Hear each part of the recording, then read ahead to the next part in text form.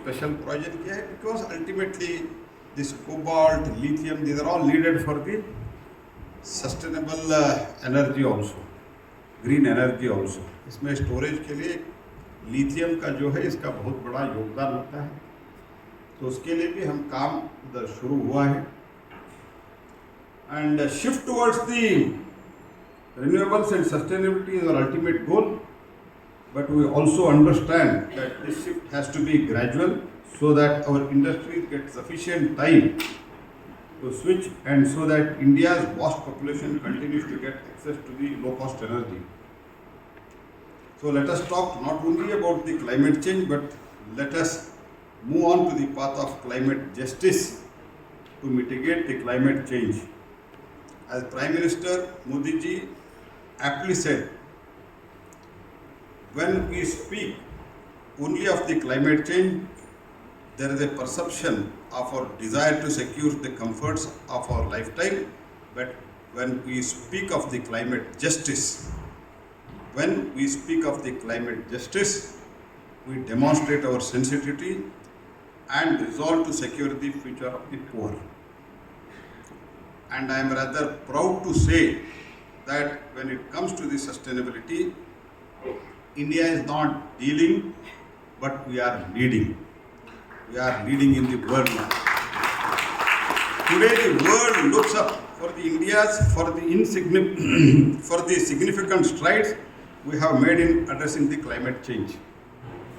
The country has implemented the various initiatives to reduce its carbon footprint, such as promoting renewable energy sources like solar, wind power, improving the energy efficiency, and adopting sustainable agricultural practices. Our progress in the climate action is a testament to our commitment to building the sustainable future for all the citizens and the planet. In last 10 years, India has made significant progress towards the target of zero emission without compromising its economic development. Today at this summit, I am proud to recount there has been a 76% decrease in the tariff for the grid-connected solar power plants, that is from 10 rupees 95 paisa during 10-11 to 2.60 during 23-24. इतना बहुत बड़ा फर्क आया है. Our installed renewable capacity has skyrocketed from 75.52 gigawatt in March 2014 to more than 200 gigawatt as of now. That is the phenomenal, that is 165% increase in the last 10 years. During this period, the total RE generation India has increased from 193.5 billion units to 360 billion units, an increase of 86%. And let me assure you that if you find this past 10 years of impressive, the coming decade will mesmerize you even more. We are growing like never before. In fact, in the first half of 2024, 12.5 gigawatt of solar power has been added, which is 179% increase over the last year. In order to achieve our target of 500 gigawatt non-fossil energy capacity by 2030, government has taken several initiatives. A viability gap funding scheme for the offshore wind energy project has been approved with the outlay of 7,453 crores for installation of 1,000 megawatt offshore wind energy project.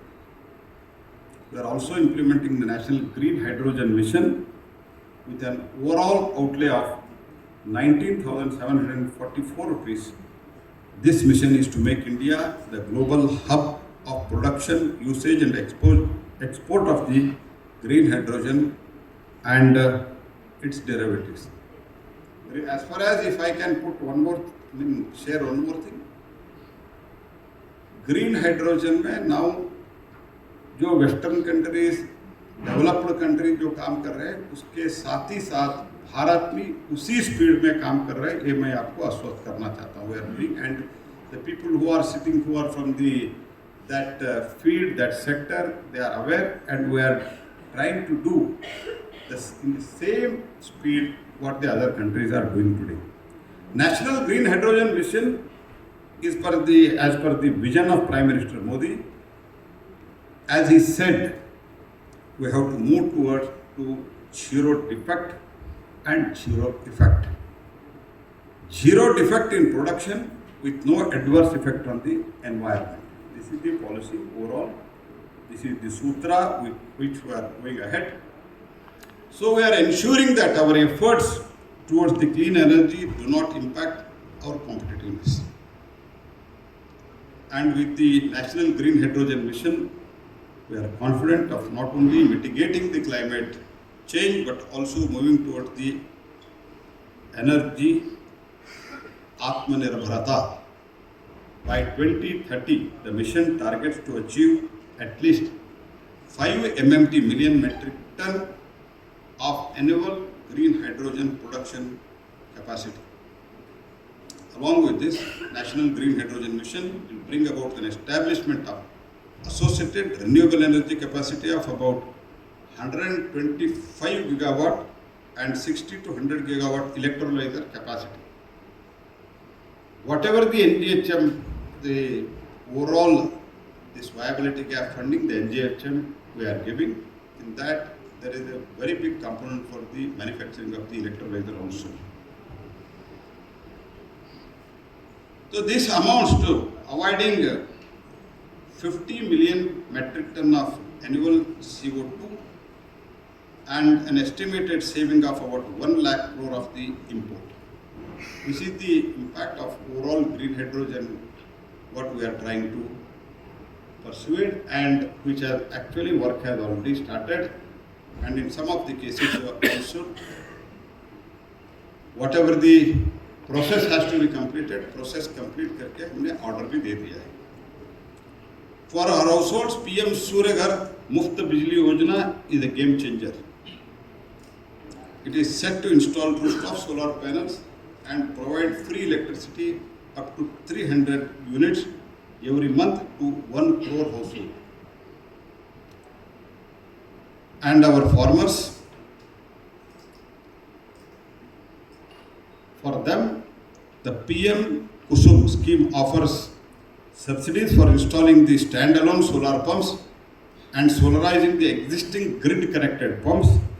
This initiative supports both their farming needs and our green goals. We are also setting up 13,000 megawatt of renewable energy, 9,000 megawatt solar, 4,000 megawatt wind, along with the 12,000 megawatt battery energy storage system in Ladakh. An interstate transmission system would be set up for the power evacuation and the grid integration of the 13 gigawatt RE projects in the Ladakh and dispatch the power from the Ladakh to the other parts of the country. Not only this, PLI scheme for the high efficiency solar PV modules is also being implemented. Rupees 24,000 crore is being put into this program to help boost the manufacturing of the solar panels. Numerous other initiatives are making the renewable energy more accessible and boosting its use across the country. Due to the paucity of the time, I will not discuss with each of the programs in details, but let me touch upon some of the important things. Through renewable energy implementing agencies, we are issuing bids of 50 gigawatt of the renewable energy, 50 gigawatt every year until 2027. We have waived off ISTS charges for moving solar and wind power across the state lines until mid-2025. This also applies to green hydrogen projects until the end of 2030 and offshore wind projects until the end of 2032. We have set the goal for increasing the use of renewable energy through renewable purchase obligation. जैसे आप सब जानते हो, renewable purchase करने के लिए, rooftop solar encourage करने के लिए, states and state-owned discoms, they generally try to discourage it because they don't want the good customers, good clients of the discom. They should not go away from them. इसलिए discourage करते हैं. हम तो इसलिए renewable purchase obligation जो है वो तो अभी mandatory किया है and slowly we are insisting their regulators also to see that it is properly implemented. New guidelines are in place for bidding the solar, wind and combined wind solar power projects. We are also setting up the large-scale renewable energy parks to provide land and infrastructure for big renewable projects. Under the Green Energy Corridor Scheme, we are building new transmission lines and substation to help move the renewable energy. Yes, we are right on course to achieve our long-term vision for Vikasita Bharat. As India becomes developed by 2047, we are envisaging setting up of 18,000 gigawatt installed non-fossil capacity in the country with 25 MMT of green hydrogen production. There will be 200 plus gigawatt RE equipment manufacturing. Sector will provide 1 crore job out of all these exercises. We have set ambitious target, I know, but I am also confident that we will achieve them. Meeting the energy demands of one of the fastest growing economies in the world is not an easy task, but under the Prime Minister Modi, we have set up the pace of the sustainable growth for the green economy. The sector is growing well and will continue to outpace other by becoming the major driver of the India's economic activities. In fact, I am happy to note that just like India's media and entertainment sector is innovating for the future, India's new and renewable energy is also transforming. Both the sectors play a crucial role in educating and enhancing the public awareness. As we know, the press can shape the perceptions and renewable energy through its reporting.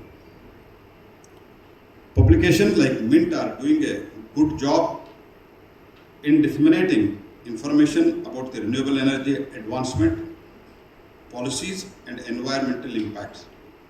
From the beginning, I know, if somebody has covered this sector, renewable energy sector, from the beginning, if an economic newspaper which has extensively covered about the renewable energy, that is the Mint, I can very proudly say this. In turn, the renewable energy industry is also uses the media platform for gathering the feedback and extending the social acceptance of the green technologies. Both the sectors are influenced by and contribute to the innovation. The press continually adopts the newer technologies and the platforms like digital and social media, while the renewable energy sector is driven by technological advancements and the innovation in the energy production efficiency. So we are both working towards building the better tomorrow. With these words, let me urge that we continue to work in this synergy, providing each other with information, knowledge that will help our nation and entire planet move towards the sustainable future. I wish the organizer and the stakeholders success in your efforts to build and take New India forward. Thank you. Once again, I thank Mint Publication for having organized this summit. Dhanyavad.